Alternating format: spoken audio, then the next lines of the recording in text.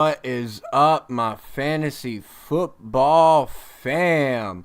We got a lot to talk about today. We have training camp almost a week underway. A lot of teams have suffered injuries. A lot of players are looking really good so far, and we're going to fill you in on a lot of it.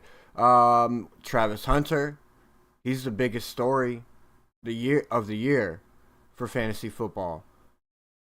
Whether you want to believe it or not, he's the biggest story of the year for fantasy football. We're going to dive deep into that. We've touched on it a little bit throughout the offseason on his value and how he could affect fantasy football this year, next year, the year after, maybe the year after that. We'll see. We're going to dive into our top 5 quarterbacks for 2025 as well. We're going to break all that down, get into it, show you guys the homework that I do to pick my top players for you. And then we're also going to discuss the importance of planning ahead. You're probably sitting here a week into training camp wondering, like, why is this guy putting out fantasy football videos already? Well, it's important to plan ahead. Planning ahead and knowing your next move is how you win your championships. That's how you're going to win your season-long championship. Yes, sir. That's how you're going to be ahead of the game for your daily fantasy. That's right. So, grab your snacks, grab your drinks, sit back and enjoy. But before you do all that, make sure you smash that like and subscribe.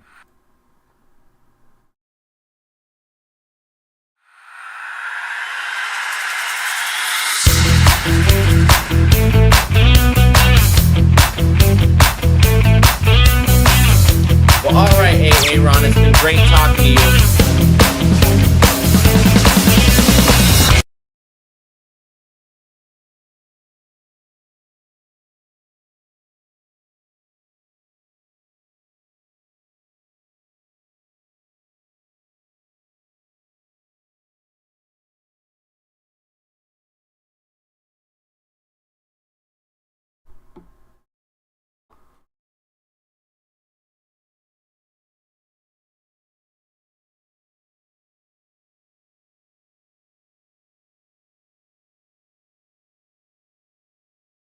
All right, what is up, everybody? So the first thing we're going to talk about today is Travis Hunter. We've touched on it a little bit so far this offseason and how he could affect fantasy leagues. What's his value worth? Like, should he be getting drafted in the first round? Like, should we be looking at him as a full-time wide receiver? Like, there's a lot of questions revolving around Travis Hunter right now. One of the things that I've touched on is how the Jaguars are going to handle the Travis Hunter situation and whether or not they're going to protect him from himself. Recently, the GM has come out.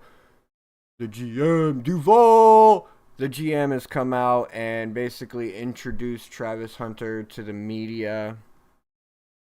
So we're gonna listen to what he had to say, and then I'm gonna speak a little bit on it. All right, so here's the GM of the Jacksonville Jaguars. You got Travis Hunter, and then you got Liam Cohen, the new head coach. So new GM. New head coach, brand new player on the team. So let's hear what he had to say. Travis Hunter is a Jacksonville Jaguar, and really what comes to mind for me, right? Thinking about the sport of football and really the power of the game itself, right? Its capacity to ignite belief, right? Belief in ourselves, belief in others, right? Belief in achieving what many may deem impossible. Travis Hunter, he embodies belief, right? He's a rare person. He's a rare player, but he's also a reminder that the boundaries of the game of football were built to be challenged. And so the decision to select him was actually a statement for how we plan to move, who we are, and we want him to be nothing more than him. Because when he is, he elevates the space around him. From the football field to the city to the game of football itself, Travis Hunter is who we've been hunting up. Couldn't be more jacked to be sitting right here beside him and introduce you all to the man of the hour. All right. So, obviously you can tell that the coach, I'm sorry, I don't know the coach's name. I mean, not the coach, but the GM. Obviously you could tell that he's super excited to have Travis Hunter. I mean, who wouldn't be? Not only that, they literally sold the keys to their city to get this guy. I mean, the Cleveland Browns got a haul for that pick for the Jacksonville Jaguars to get and snag Travis Hunter at number 2 this year. And rightfully so. I mean, like, looking at Travis Hunter from the outside looking in, wonderful college performance. Again, like, he wasn't playing a bunch of big name college teams. I'm not too familiar with college, but I do know that he was not playing in like the big Pac-12, Pac-10, which I think just got gotten rid of. Anyways, he wasn't playing a lot of good teams in college. So can that translate into the NFL? He ran over 2,500 snaps on both offense and defense last year. Now, that in the NFL is going to be brutal for any player to achieve. He went on CBS saying that he himself plans on playing every snap. We'll go into that interview in a little bit. I want to continue to harp on what the GM was saying. Basically, from what I got from the GM is that he plans on letting Travis Hunter basically do what he wants. That's what it sounded like to me. He's excited to have him around. They plan on utilizing the heck out of him. And this is what worries me. Not as a fantasy league manager, like wondering what it's going to do to the fantasy league. Yes, I'm curious as to the effects of a player playing both offense and defense is going to have, but like more so, like one thing that I was harping on before is that the Jacksonville Jaguars need to manage this guy's career properly. And the way it sounds from that general manager, I don't think that's what they have in mind. Like, they plan on using this guy and digging this guy into the ground, basically. Like, and that's gonna be bad for Travis Hunter down the line. Yeah, he might have 4 really good years where he's like clearly MVP because he has like interceptions, plus he has touchdowns, 1,000 yards minimum receiving, like, but the toll it's going to put on this guy, that'll make this guy have like a 6-year career. So I really hope that the Jacksonville Jaguars are smart with Travis Hunter and they don't just run this guy into the ground, and they protect Travis Hunter from himself. Because if you let Travis Hunter make the decision, he's going to choose to play all snaps, all downs, every chance he can. Every chance that he can. Looking at Jags camp on Monday, day 5 of the Jags 2025 camp. It was day 1 in pads, and with that came an expected rise in intensity. It was the first time that head coach, and I have to throw this out there, former, UMass grad Liam Cohen was at the. Yeah, it is this one. All right. Go. Here we go. Travis, we got to come up with a nickname for you, okay? Because nobody does what you do. What will it be? It's the unicorn. It is the unicorn. Yes, sir. It's the market unicorn. that and get it out there and get some posters and stuff and that kind of thing? Yeah, I'm gonna try to see what I can do. I like it. I like the unicorn. I call you the machine, though, because you play all those plays. What's up, How many plays do you think you could play? You think you could play them all? Yeah, I definitely think I could play them all. If I didn't think I could play them all, I wouldn't be trying to do it. But what makes you able to do that? Nobody's ever done that. What makes you capable of doing that? Just my mental. You gotta have the right mindset going into it.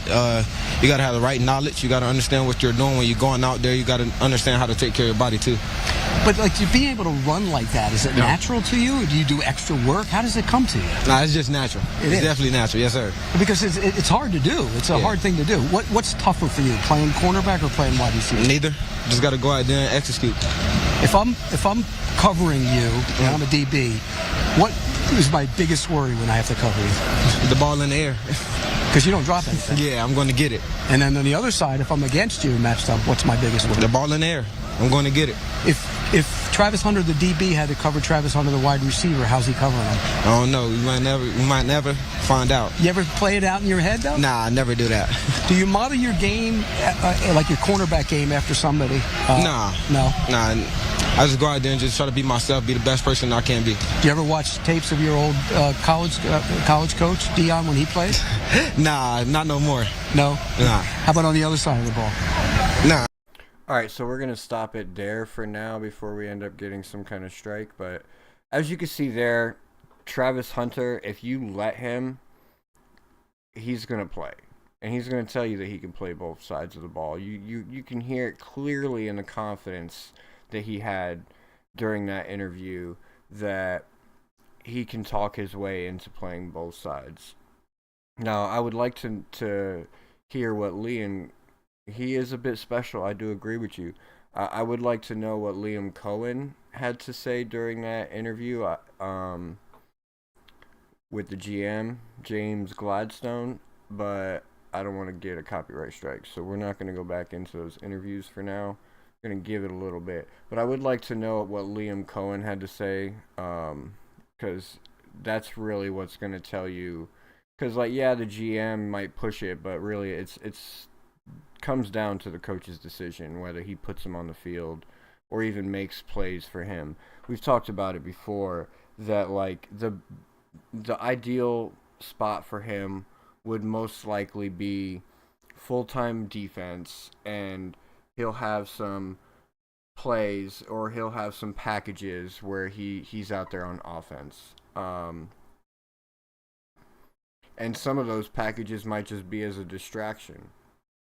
Not like exactly using him. He's just out there, go run a route and be a distraction. They think you're going to get the ball, but really Brian Thomas Jr. is getting it, or Travis Etienne is going to get it.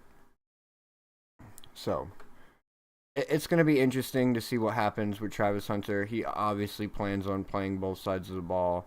We'll see how that translates comes preseason. We'll know a lot more information on that if he's going to be able to, because you know they're going to let him do it during preseason. It's like, hey, go ahead and try it during preseason. But again, that's not going to be a full game. He's probably only going to be out there for a quarter or 2 quarters at max, so it's really not a whole lot to put your gauge on. But we'll know, because we'll see a difference in his step. We'll see fatigue on the sideline, because you know the cameras are going to be on him. Like, if he starts playing both sides of the ball, you know the cameras are going to be on him when he does get to go and rest on the sideline. Because, like, man, I don't care how special you are, bro. Like, playing 60 full minutes of football with, like, little breaks in between, and, like, really, you're not playing 60 full minutes. You're playing longer than that. You're out there for longer than that. You're carrying them pads around for longer than that. So, it's a lot, man. It's a lot. I look forward to watching it all conspire. It's a very intriguing storyline for the year to look outside of Dolphins. Plus, the Florida team. Got to represent Florida teams even though they might not be in Florida too much longer. I don't care that they are building a stadium. Twice as likely for a non-contact injury. That would suck, bro. Like, I think I would rather have a contact injury than a non-contact injury. Alright, so as we get ready for fantasy football, we got training camps going on. We got people looking good now that pads are on and stuff. Some injuries have plagued the league already, but of course, those non-contact injuries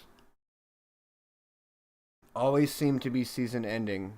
They're either season-ending or they're nothing to worry about. It's like no in-between there. No in-between. Alright, so we're gonna dive into our quarterbacks. I gotta build my top 5 quarterback list, so you're gonna see how I do my homework for that. And while we do that, I just want to take a look at ESPN's top 20 real quick and see what they got going on, because I noticed that they actually have Bijan Robinson as number 2 on this list. That makes him the number 1 running back according to ESPN, which is interesting. Like, I can totally see arguments for Bijan Robinson being a number 1 running back for fantasy football this year, just because of the question marks around everything else on the Atlanta Falcons. Kyle Pitts, he was good for a year, but then what happened to him? Was it coaches not being able to draw up plays for him? Was it his lack of ability to get open in space? Was it the quarterback and his lack of the ability to utilize a good tight end? Drake London, his year is really going to be dependent on how Michael Penix Jr. comes out, especially for the first 6 weeks. I would say 6 weeks probably. And then depending on what their schedule, like depending on what their record is, damn it, I didn't want to do that. Depending on what their record is, Michael Penix could get pulled, and then you have Kirk Cousins in there, and Kirk Cousins did okay, but he wasn't phenomenal for the Falcons last year. It definitely didn't look like he did when he was in Minnesota. So Drake London, that's question marks. Who does that leave? That leaves you Bijan Robinson out of the backfield, who can catch the ball, run screen routes, make holes, find holes, like hit big runs, like get past the first tackle, which is key. You know, like getting past, like people don't realize how important it is getting past that first tackle, because if you can get past that first tackle, typically you can get you an extra 5-6 yards. You do that 20, 30 times a game, that stuff adds up. And plus, he's going to be catching the ball, so he's going to get lots of touchdowns for you. They have him here projected at 12 touchdowns on the year. I think that's a little light. I don't think they're... Okay, so 14 touchdowns total, which I still think is a little light for Bijan Robinson this year. So you can call that a hot take or not. And then you got Justin Jefferson. So last year it went Jamar, Justin, and then Saquon Barkley. So now you got Saquon in 4. They think that his production is going to go down this year from last year. I don't think so. They're always wrong. Their projections are always wrong. It's never right. I mean, like, look at the projection for Jahmyr Gibbs. Only 11 touchdowns. They're giving him 14 total, though, with 3 receiving touchdowns, which I think is low as well with his receiving ability. The only problem is, like, this actually might be kind of accurate because the Detroit Lions do have a lot of people to spread the ball out to. Same with the Philadelphia Eagles. And then CeeDee Lamb made a big jump from last year to this year, but they still only got him projected with 8 touchdowns but 1,400 yards on 117 receptions. So that's where CeeDee Lamb is going to get you your points, is your receptions right there. So if you're not in a PPR league, like, he might not be a good option outside of PPR, because that's where you want it right there, the points per reception, and that's where he's going to be getting majority of his points. So if you're not in PPR, CeeDee Lamb is probably out of the top 20 wide receivers. Just crazy. And then they got Christian McCaffrey on here. Yo, what's good, Cap? Sorry, I'm barely keeping track of the chat. I need to get better with that. That's one thing I need to work on, is keeping track of the chat. They're suspecting Christian McCaffrey to come out and have an okay year this year. Not a great one, but an okay one. So that's why he was my honorable mention when I did my top 5 running backs, because we don't know what kind of Christian McCaffrey we're going to get this year. It's going to be interesting. But the San Francisco 49ers look like they're getting ready for rebuild mode anyways, so don't be surprised if Christian McCaffrey has a good start. If he starts off on fire this year, don't be surprised if he gets traded somewhere. Because to me, it looks like the San Francisco 49ers are rebuilding. Puka Nacua is going to be great. I love that they put Devontae Adams with him. Secret sauce. I got some secret sauce for you. Puka Nacua and Devontae Adams, #1 wide receiver duo this year. I said it here first. Puka Nacua and Devontae Adams, #1 wide receiver duo.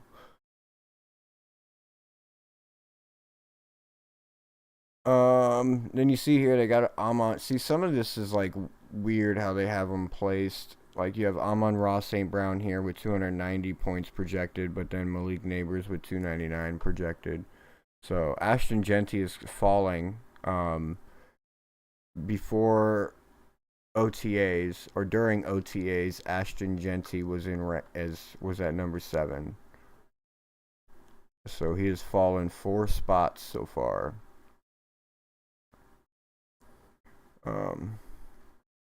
But yeah, so alright, now let's go look at our quarterbacks, because we're doing our top 5 QBs, doing the homework so we can put our video together. What did y'all think of that video I did with the RBs? Should I keep rolling with that style, or should I like try another type of presentation?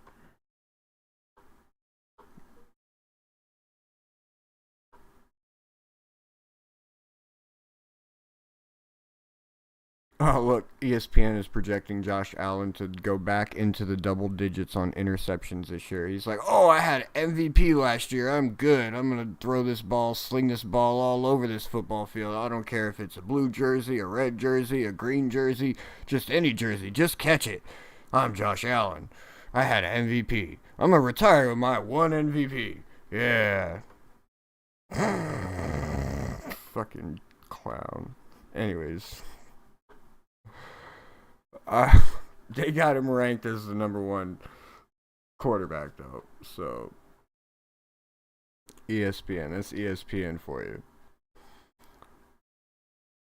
They have him ranked as the #1 quarterback, but they still have Lamar Jackson with better stats. I don't fucking get it. And this is why we go and we do our own rankings and we put them in our own positions. And this is why it's important to plan ahead. This is why it's important to plan ahead.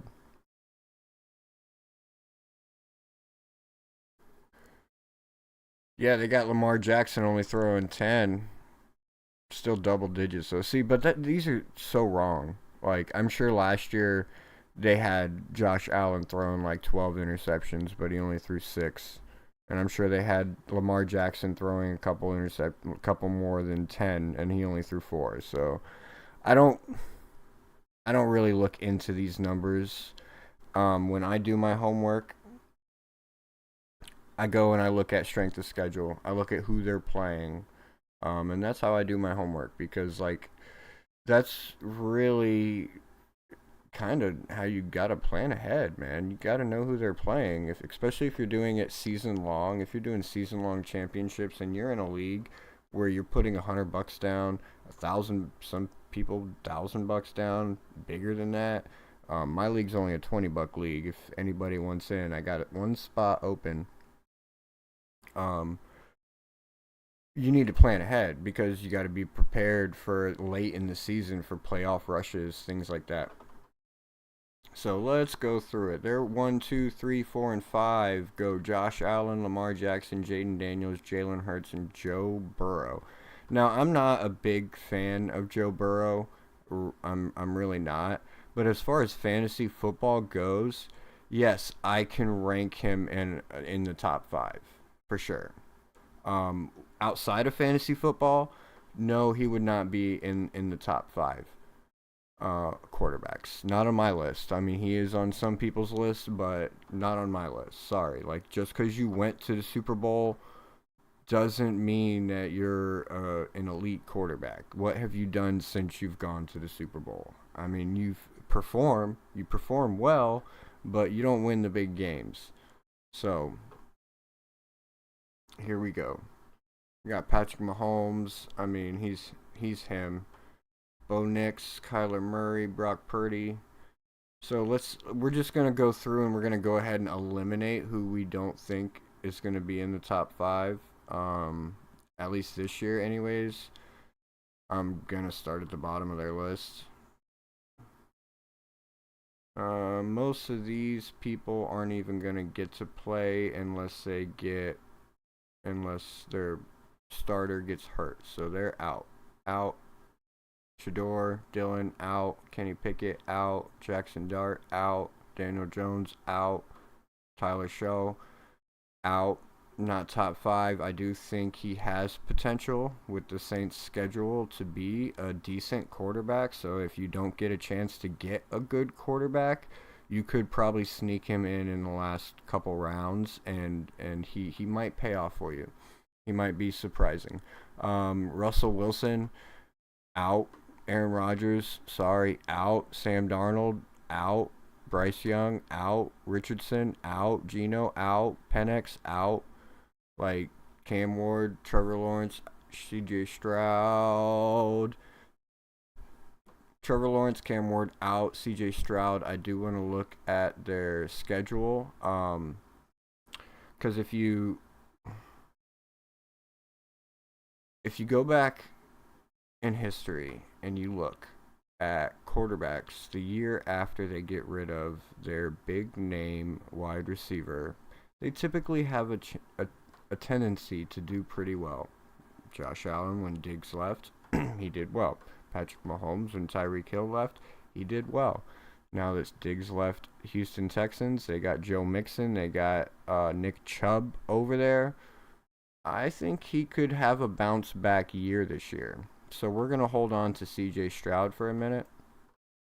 I'm not saying he makes the top 5, but he's on my list of consideration. Drake May, out. Matthew Stafford, I definitely think he could be in the top 5 this week or this year. Tua Tagovailoa, sorry, you my guy, number 1. You got to show me, man. You got to show me you can stay healthy. I'd love to put you on my top 5, bro. I'd love to put you on my top 5, bro. Can you perform like a top 5 quarterback? Hell the fuck yes you can. Do I think you're going to perform like a top 5 quarterback? Hell yes the fuck I do think you're going to. But my mind is telling me yes. But my brain is telling me no, don't do it. So, out. JJ McCarthy, I got to see what you got before I can put you in. Like, you got injured last year. You didn't have a chance to actually do well. You had the pieces. He still has the pieces. So, we're going to wait and we're going to see how he does. Jared Goff, close.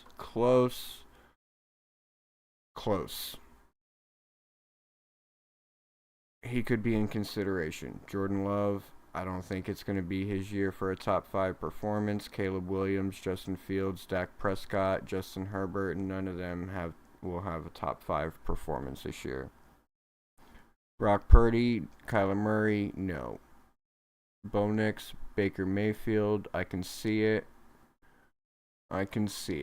So it's actually pretty tough. I probably have like 8 candidates for top 5. So that means I gotta eliminate 3 of them. So let's start at the top of the list and let's go look at schedules.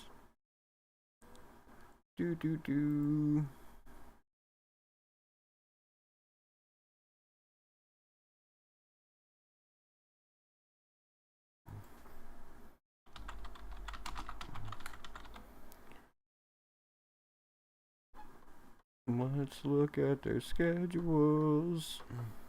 Alright, so looks like they have a opener against the Ravens, which is going to be a good one.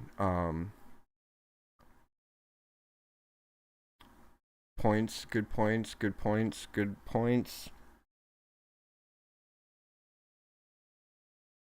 Tough defense here.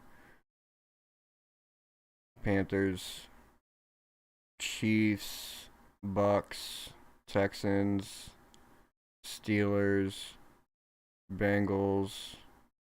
So like they have a pretty tough stretch right here going Chiefs, Dolphins, Bucks, Texans, Steelers, Bengals, and then the Patriots. The defense for the Patriots is pretty good. Eagles and that mix, Browns. I mean, so early on in the season, Josh Allen has a lot of games to really pad his stats. Like week one against the Ravens, even if they lose that game, like it's gonna be a good scoring game for Josh Allen. Probably have a rushing touchdown, passing touchdown, maybe 2 passing touchdowns. So he's gonna rack you up 24 points there. During the Jets game, he'll probably get about another 24 points. Dolphins, hopefully we can hold him under 20 points. If we hold him under 20 points, that means we win that game because they only got 2 touchdowns. Anyways, the Saints, he could put up as much as 30 points there. He's probably going to get held to a low standard of points here against the Patriots. But this should be a good game, good bounce back game for him, this one and this one, to get ready for the Chiefs and then the Dolphins again. And then the stretch, man. The stretch 1, 2, 3, 4, 5, 6, 7 tough games in a row. And then you get to play the Browns. You get a break to play the Browns. And then you play the Eagles.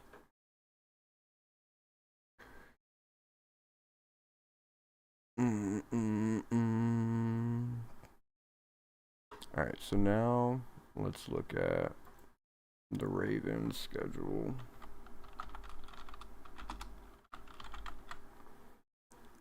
Bang, bang, bang.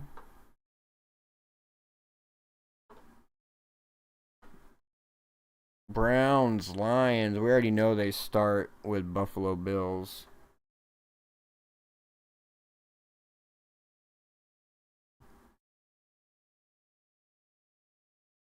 Browns, Lions, Ravens, or the Chiefs, Texans, Rams, Bears, Dolphins, Vikings. Like, I'm looking at defenses. Like, I'm not looking at the offensive side of the ball. I'm looking at the defensive side of the ball right now. Like, they have a tough schedule. Like, either way you look at it, both defensive and offensive. Like, they have a tough schedule. Like, they start with the Bills, they play the Browns, then they play the Lions, then they play the Chiefs, then they play the Texans, then they play the Rams, then they play the Bears, and they play the Dolphins, and then the Vikings, then the Browns again, and then the Jets. But then they play the Bengals, and then the Steelers, and then the Bengals again, and then the Patriots, Packers, and Steelers to end out the season. So they have a pretty tough schedule. I definitely see Lamar Jackson balling out in a lot of these games.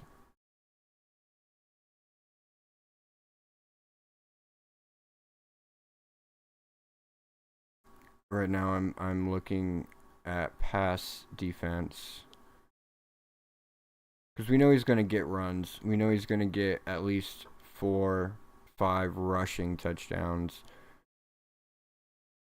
Get one against the Chiefs. He'll probably get one against the Dolphins. He'll probably get one here at the Jets. And then he'll have them at the Browns. So the passing defenses, because that's where he's gonna pat his stats.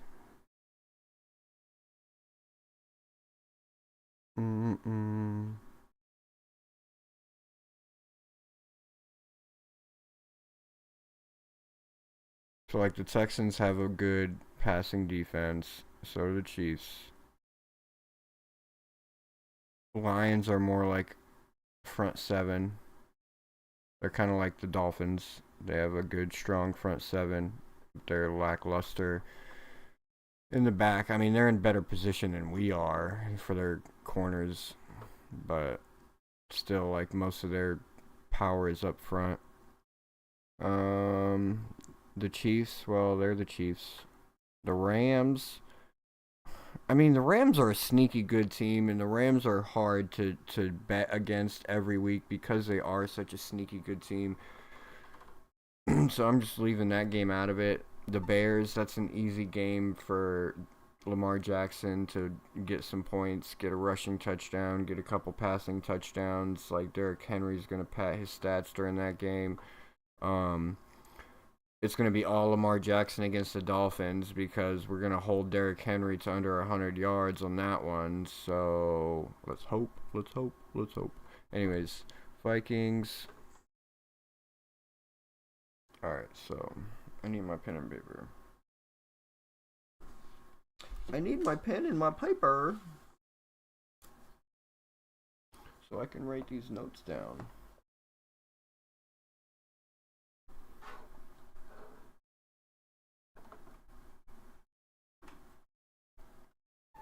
Alright, so now let's look at Jaden Daniels.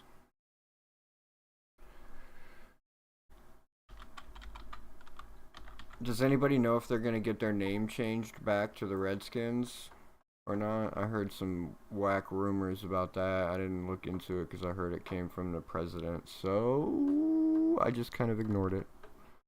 Alright, so they got the Giants. I found my pad. Well, I found a pad that I could write on, but I don't have my pen here. My son uses my computer too to play games, so like the way my desk is, I have like all my notes and stuff down here with my mouse, but he'll like constantly just like push it off the back of the computer. So yeah. Bro, Scary Terry, if the Washington Commanders don't realize how much their 2025 season relies on Scary Terry being on their team. Because if they did, if they realized it, they would have took care of it in the offseason, considering they had the second most money in salary cap in the offseason to work with in the whole NFL. The second most amount of money. They had over $100 million in salary cap, plus the $26 million that was added to play with. You didn't get Scary Terry worked out? Like, you go and pick up a weapon like Deebo Samuel, and you don't get Scary Terry worked out, because guess what? That weapon in Deebo Samuel is only such a weapon because you can use him so versatilely, if that makes any sense. Versatility, yes, because he's so versatile. But you need a number one wide receiver for that to work. Like, you can't use that weapon unless you already have a weapon over here to be using. Can't use Deebo Samuel in the run game if he's your number one wide receiver. You can't use him as a wildcat. You can't use him in the coming out of the backfield. Like, you're going to need him to be your receiver. That's why they need Scary Terry on there. And they better work that contract out. They had the most money to work with. Anyways, as we go over their schedule, they start with the Giants, and then they play the Packers, and then the Raiders, the Falcons, the Chargers, the Bears, the Cowboys, the Chiefs, the Seahawks, the Lions, the Dolphins, the Broncos, the Vikings, Giants, Eagles, Cowboys, Eagles. So far, they have such an easy schedule. As so far out of the three schedules we've gone through, they definitely have the easiest one out of those, which is really great. Especially towards the back end, though, that is a little bit harder. But you've seen what he did last year. All of his performance was in the back end. So, who's better, Debo or Scary Terry? I mean, I guess it depends on how you look at it. If you're in a PPR league, I think Debo's going to be better for PPR, mainly because like he's gonna be utilized in a lot more positions if Scary Terry is on that field. In a non-PPR league, definitely Scary Terry just because of the yardage that he's gonna get. So it's really tough if you're putting them both in a PPR league. Like, they're still really close. I would have to give it to Debo though, just because of how versatile he is and like where you can use him. Like, Debo is definitely like the number one, but you don't want him to be your number one. You want him to be your number two, just like Jacksonville Jaguars with Travis Hunter. Like, he's not. If he plays full offense, he's not going to be the number one wide receiver. Like, they have Brian Thomas Jr. over there to be the number one wide receiver, so they don't need him to be. They just need him to be a solid number two when he's on the field. So, they have a pretty easy schedule, which makes it easy for me to give Jaden Daniels 20-plus points a game in most of these games. Probably even 30 in some of them. Like, don't be surprised if he opens the season as the highest scoring quarterback fantasy point wise, playing the Giants. And then the Packers, that's going to be a good game. It's going to be a shootout type of game. So, like, he's just going to be able to pat his stats there. I could definitely see 25-plus points coming from him. Against the Raiders, like, that's a tough defense. So he might take a dip in points there and probably be like a 20-point game, 20 to 24. The Falcons, 24 points. Chargers, like, that's going to be a good game, like a battle on both sides, like 24 points. Bears, like, that's going to be a low-scoring game, so, like, that's probably the Bears and the Cowboys. These two games here will probably be, like, his dip, like, your bye weeks for him, because I don't see him, like, I just don't see, like, the Bears play a tough defense. Like, they play nitty-gritty. Even if they're not good, they can still make good teams look bad. So, I don't know what it is. It's just a thing that they can do. It's like a magic trick they learned way back in the day from the 80s when they were dominant, 85. Anyways, and then the Cowboys, like, they have a good defense. Minka Parsons, like, he's going to be all over the place. Hopefully if they get it worked out anyways, like, that's going to be the key there. Like, if Minka Parsons, blah, blah, blah, blah, blah, blah, blah. Yes, if he's on the field, he could wreak a lot of havoc, and he could cause Jaden Daniels to have not such a great game. The Chiefs, it's hit or miss there. It could either be a shootout or it could be a low-scoring game like the other two. So, like, that's question marks for me. I would range it anywhere from, like, 15 to 24 points. Seahawks, that's going to be an opportunity for him to get a really good game. Then the Lions, it's going to be a tough one, but it is what it is. Oh, the Dolphins. We all already know what's up and what can happen with the Dolphins. He could definitely have a really good game and put up close to 30 points, or our front seven can wreak some havoc and maybe hold him under 15. I'm not giving an actual.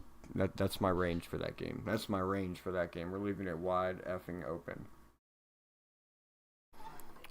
The Broncos, that's a tough defense. Patrick Surtain, man, best corner in the league. I wish we could have got him, bro.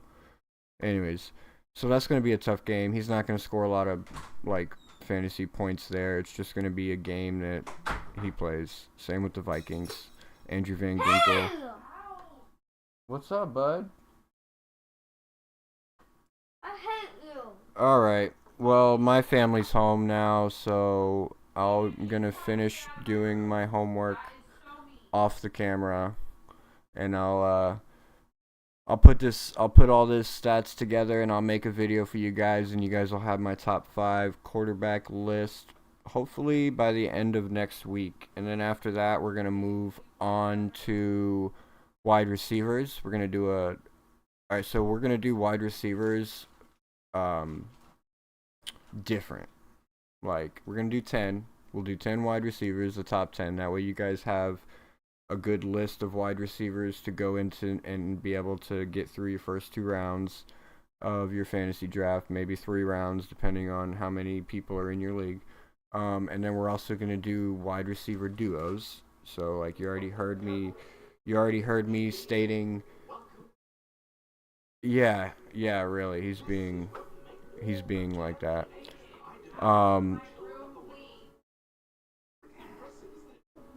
Wide receiver duos. I already spoke on Devontae Adams and Puka Nacua. Right now, I haven't gone through a bunch of stats, but right now they're going to be my number 1 wide receiver duo.